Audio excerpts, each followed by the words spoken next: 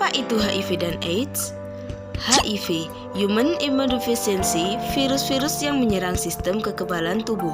Sedangkan AIDS, Acquired Immunodeficiency Syndrome, adalah sekumpulan gejala penyakit akibat hilangnya atau menurunnya sistem kekebalan tubuh. Tanda dan gejala HIV dan AIDS. Yang pertama, fase window period, atau yang disebut juga dengan periode jendela. Pada fase ini terjadi 2-4 minggu setelah terinfeksi HIV. Periode ini berlangsung selama 3-6 bulan dari saat terinfeksi HIV. Yang kedua, fase asimptomatik atau tanpa gejala. Seseorang bisa terkena HIV dan tidak menunjukkan gejala apapun dalam kurun 3-6 bulan dalam fase ini. Yang ketiga, fase simptomatik atau bergejala. Gejala ringan seperti demam, menurun berat badan dari 10%, diare selama sebulan, konsisten atau putus-putus, ini adalah termasuk gejala pada HIV fase simptomatik. Yang keempat, fase AIDS, adanya infeksi oportunistik atau penyakit yang muncul karena kekebalan tubuh manusia sudah sangat lemah. Cara penularan HIV atau AIDS. Yang pertama, hubungan seksual, transfusi darah, alat suntik atau benda tajam, kehamilan, melahirkan, pemberian ASI, dan perilaku berisiko. Lantas, bagaimana cara kita untuk mencegah HIV atau AIDS? Cara pencegahan HIV atau AIDS. Yang pertama, abstinence atau tidak melakukan hubungan seksual. Yang kedua, be faithful atau setia. Yang ketiga, kondom, yakni pengaman atau pelindung untuk mencegah HIV atau AIDS. Yang keempat, drug, narkoba suntik. Yang kelima, education atau equipment, pendidikan seksual dan mewaspadai semua alat-alat tajam. Perilaku tidak menularkan HIV atau AIDS.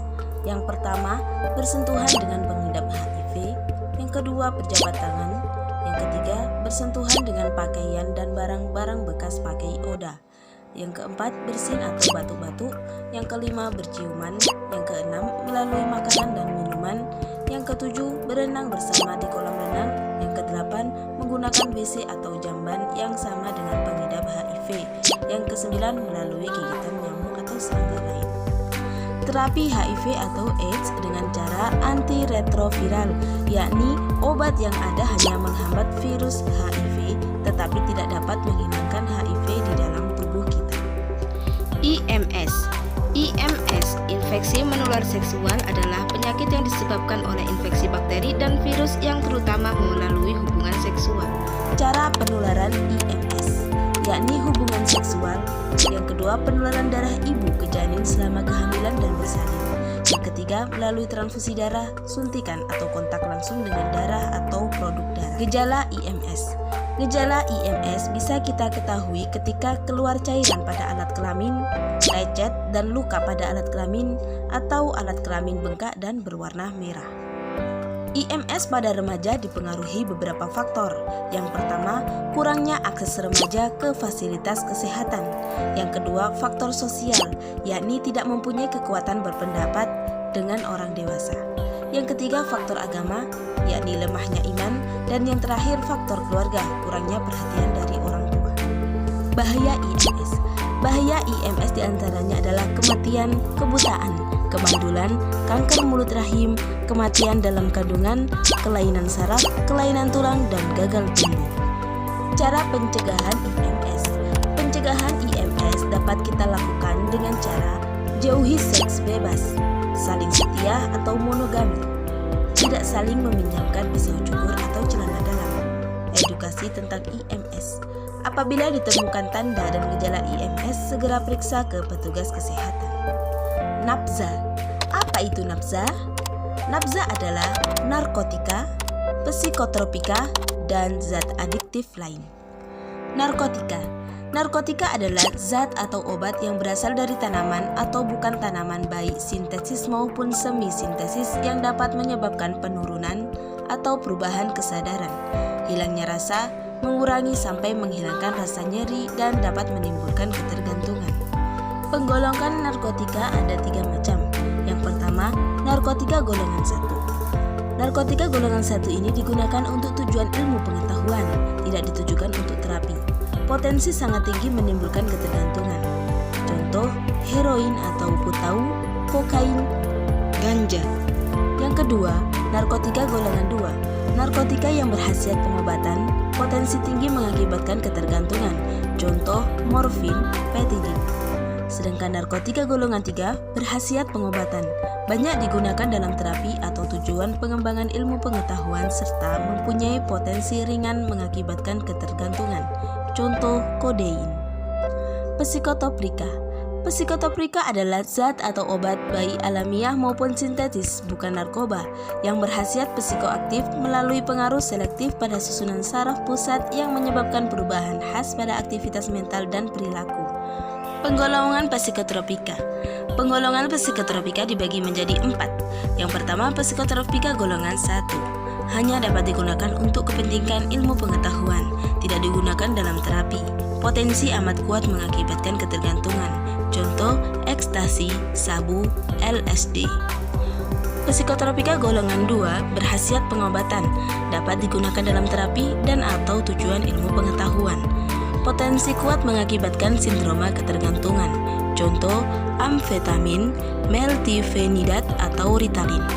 Psikotropika golongan 3 berkhasiat pengobatan, banyak digunakan dalam terapi dan atau untuk tujuan ilmu pengetahuan, serta mempunyai potensi sedang mengakibatkan ketergantungan. Contoh, pentobarbital, flunitrazepam.